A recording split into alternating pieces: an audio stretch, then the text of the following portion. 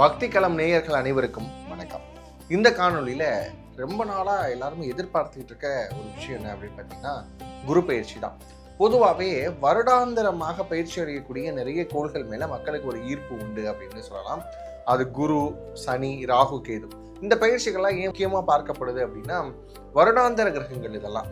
அப்படி பார்க்குறப்ப குரு பயிற்சிக்கு தான் நிறைய பேர் எதிர்பார்த்துட்டு இருக்கிறாங்க. காரணம் என்ன அப்படின்னு பார்த்தீங்கன்னா, குரு உலகளாவிய நன்மைகளுக்கும் ஃபினான்ஷியல் மாற்றங்களுக்கும் அடிப்படையாக காரணத்தில் வர்றதுனால குரு பயிற்சி எப்போ நடக்கும் அப்படின்னு எதிர்பார்க்குறாங்க. குரு பொறுத்தளவுக்கு மன்னவன், பொன்னவன், பிரகஸ்பதி அப்படின்னு சொல்லக்கூடிய பெயர்களுக்கெல்லாம் சொந்தக்காரர் யார் அப்படின்னு பார்த்தீங்கன்னா குரு பகவான் தான். இவர் இதனால் வரைக்கும் எங்கே இருந்தார் அப்படின்னா, காலபுருஷனுடைய 3வது வீடு அப்படின்னு சொல்லக்கூடிய மிதுன ராசியில இருந்தார். இப்ப என்ன பண்ண போறாரு, இந்த ஜூன் 2ஆம் தேதிக்கு பிறகு கடக ராசிக்குள்ள வரப்போறாரு. அதுவும் உச்ச குருவாக 12 வருஷத்துக்கு பிறகு வரப்போற ஒரு காலகட்டம் அப்படின்னு சொல்லலாம். அந்த வகையில மேஷம் முதல் மீனம் வரைக்கும் இருக்கக்கூடிய காணொலியை நம்ம பார்க்க போறோம்.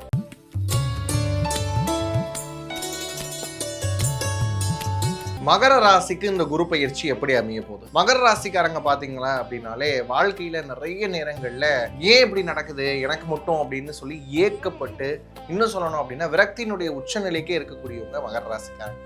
ஆனா இந்த காலகட்டம் உங்களுக்கு ரொம்ப நன்மையா தான் இருக்கு. நான் நிறைய காணொலிகள்ல கொடுத்துட்டே வரேன், ஒரு பாசிட்டிவ் நோட் தான் இருக்க போகுது அப்படின்னு சொல்லிட்டு.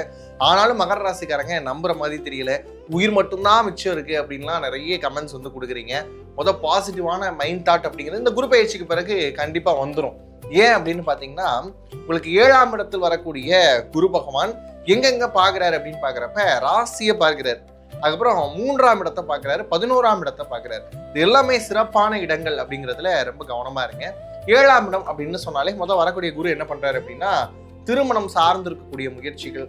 நிறைய மகர ராசிக்காரங்களுக்கு திருமணம் நடக்கல, காதல் தோல்விகள், இந்த மாதிரியான விஷயங்கள் எல்லாம் ஏற்கனவே ஃபேஸ் பண்ணிட்டீங்க. இப்ப திருமணத்தில் இருக்கக்கூடிய தடையும் தாமதமும் விலகக்கூடிய அமைப்பு அப்படிங்கிறது குரு ஏற்படுத்தி கொடுக்க போறாரு. அது மட்டும் இல்லாம காதல் தோல்விக்கு பிறகு லைஃபை ரிவைவ் பண்ணக்கூடிய மகர ராசிக்காரங்களுக்கு இது மகத்தான ஆண்டாக இந்த ஆண்டு அமைய போகிறது. குருவினுடைய பார்வை ராசிக்கு கிடைக்குதுங்க. இப்ப ராசிக்கு கிடைக்குது, அதுவும் குறிப்பா சனியினுடைய ஆதிபத்தியத்தில் பிறந்த உங்களுக்கு கிடைக்குது அப்படிங்கிறப்ப, சனியினுடைய ஆதிக்கம் உங்களுக்கு நிறைய அதிகமா இருக்கும். கொஞ்சம் கொஞ்சம் சோம்பேறித்தனம் இருக்கும், நிறைய விஷயங்களை போஸ்ட்பான் பண்ணுவீங்க. இந்த விஷயங்கள் எல்லாம் இனி மாறப்போகுது. இப்போ ஒரு தெளிவு கிடைக்கும். ஒரு மென்டார் கிடைச்சா எப்படி இருக்கும் லைஃபுக்கு, இந்த மாதிரி போ, இந்த மாதிரியான பயணம் போ அப்படின்னு சொல்லி ஒருத்தவங்க நம்ம கூடவே இருந்து கைட் பண்ண எப்படி இருக்குமோ, அது மாதிரியான விஷயத்தை தான் குரு பகவான் செய்ய போறாரு. இந்த சிங்கப்பூர் சலூன் அப்படிங்கிற ஒரு படம் இருக்கும் இல்லையா, அதுல திடீர்னு அரவிந்த் சாமி வருவாரு. வந்துட்டு அவர் அப்படியே எங்கேயோ கூட்டு போற மாதிரி கூட்டு போயிட்டு வாழ்க்கையினுடைய தத்துவத்தை உடனே சொல்லி கொடுப்பார்ல. இந்த மாதிரியான விஷயம் தான் மகர ராசிக்கு கிடைக்கக்கூடிய ஒரு காலகட்டமா இருக்கு. ராசிக்கு வரக்கூடிய குரு பார்வை மேன்மைகளை கொடுக்க போகுது. உங்களுடைய உச்சத்துக்கே போறீங்க. நிறைய நேரங்கள்ல உங்களுடைய உழைப்பு இதனால் வரைக்கும் தெரியாம இருந்தது, இனி நீங்க தான் இதை பண்ணீங்க அப்படிங்கிறத எல்லாரும் அடையாளப்படுத்தக்கூடிய ஒரு ஆண்டாக இருக்கும். புகழ், பெருமை, வெற்றி வாய்ப்புகள், பதவி உயர்வு அப்படிங்கிற விஷயமா இருக்கட்டும், நிறைய இடங்களில் விருதுகள் வாங்குறதுக்கான அமைப்புகளா இருக்கட்டும், எல்லாமே உங்களுக்கு சாதகமா இருக்கு. அடுத்து வாங்க, 3ஆம் இடம் முயற்சி ஸ்தானம். 3ஆம் இடம் அப்படின்னு பாத்தீங்கன்னா முயற்சி ஸ்தானம். இதனால் வரைக்கும் மகர ராசிக்காரங்க பாத்தீங்கன்னா உழைப்பிற்கு அஞ்சாதவர்கள் யார் அப்படின்னு பாத்தீங்கன்னா மகர ராசி.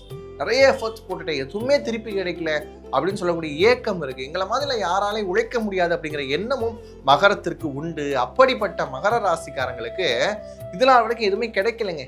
என்ன சார் கிடைச்சது, உழைச்சு ஓடா தெரிஞ்சு போயிட்டோம் அப்படின்னு சொல்றவங்களுக்கெல்லாம் முறையான அங்கீகாரம் கிடைக்கும், வெற்றி வாய்ப்புகள் கிடைக்கும், எல்லாமே சாதகமாக அமையக்கூடிய ஒரு காலகட்டம். எல்லா முயற்சிகளும் பலிதமாகும், தொட்டது தொடங்கக்கூடிய ஒரு காலகட்டம். மகரத்துக்கு ஏன் இவ்வளவு சொல்றேன் அப்படின்னா, 8 வருஷமா கஷ்டங்கள் பார்க்காத மகர ராசியே கிடையாது. வாழ்க்கையே போதும் அப்படிங்கிற லெவலுக்கு வந்ததெல்லாம் பாத்தீங்கன்னா மகர ராசிக்காரங்க. இனி குருவினுடைய பார்வையினால உங்களுக்கு முயற்சிகள் எல்லாம் பலிதமாகக்கூடிய ஒரு காலகட்டமா பார்க்குறோம். அடுத்து வாங்குங்க, லாபஸ்தானத்துக்கு குரு பார்வை. இதனால லாபம் அப்படிங்கிற வார்த்தையை டிக்ஷனரியில இருந்து எடுத்துட்டாங்களோ அப்படிங்கிற அளவுக்கு இருந்தது மகர ராசிக்காரங்களுடைய வாழ்க்கை. இனி குருவினுடைய பார்வை லாபஸ்தானத்தை உயர்த்தி கொடுக்க போகிறது. நிறைய விஷயங்கள்ல லாபம் வரப்போகுது. பார்ட்னர்ஷிப் விஷயங்கள்ல சூப்பரா இருக்க போறீங்க. உங்களுக்கு என்ன தேவை அப்படிங்கிறத கரெக்டா கேட்டு வாங்கக்கூடிய அமைப்பு அப்படிங்கிறது இருக்கும். அது மட்டும் இல்லாம நிறைய நேரங்களில் தயக்கம் அப்படிங்கிற விஷயம் மகரத்துக்கு மிகப்பெரிய எதிரியா இருந்தது. இப்ப இனி ஹெசிடேஷன் அப்படிங்கிற விஷயம் இல்லாம, குருநானக் தேவ் சொல்லுவாரு, தயக்கம் அப்படிங்கிற வார்த்தை எனக்கு எந்த மொழியிலும் பிடிக்காது அப்படின்னு சொல்லுவாரு. அது மாதிரி தயக்கத்தை உடைத்து வெளியில் வரக்கூடிய மகர ராசிக்காரங்களுக்கு லாபங்கள் அதிகமாக இருக்கக்கூடிய காலகட்டமாக இந்த காலகட்டத்தை பார்க்குறோம். அடுத்து வந்து வாங்க ஃபேமிலி அண்ட் ஃபினான்ஸ் எப்படி இருக்க போகுது. ஃபேமிலியில் இருக்கிறவங்களுக்கு ஃபினான்ஷியல் நீட்ஸை ஃபுல்ஃபில் பண்ண முடியாத நிலைமை யாருக்கு இருந்தது அப்படின்னு பார்த்தீங்கன்னா மகரத்துக்கு இருந்தது. இனி வந்து ஃபேமிலியும் ஃபினான்ஸும் சூப்பராக இருக்க போதுங்க. வாழ்க்கையில் ஃபினான்ஸில் அடுத்த கட்டம் போக போக போக ஃபேமிலியை நல்லா பார்த்துக்கணும் அப்படிங்கிற எண்ணமும் அவங்க உங்களை புரிஞ்சுக்கிறதுக்கான சூழலும் உருவாகக்கூடிய ஒரு காலகட்டம். தனிமை தான் இது நாள் வரைக்கும் இருந்தது அப்படின்னு சொல்லக்கூடிய மகர ராசிக்காரங்களுக்கு இனி தனிமையில் இனிமையும் குடும்பத்தில் ஒற்றுமையும் கிடைக்கக்கூடிய ஒரு காலகட்டமாக இந்த காலகட்டம் அமையும் அப்படிங்கிறதுல மாற்றுக்கிறதே இல்லை. அடுத்து திருமணம் சார்ந்த முயற்சிகள். நான் ஏற்கனவே சொல்லிட்டேன், ராசிக்கு 7ஆம் பார்வை கிடைக்குது. 7ஆம் பார்வை அப்படின்னாலே திருமணம் சார்ந்த முயற்சிகள் எல்லாமே கிடைக்கக்கூடிய ஒரு காலகட்டம் அப்படின்னு பார்க்குறோம்.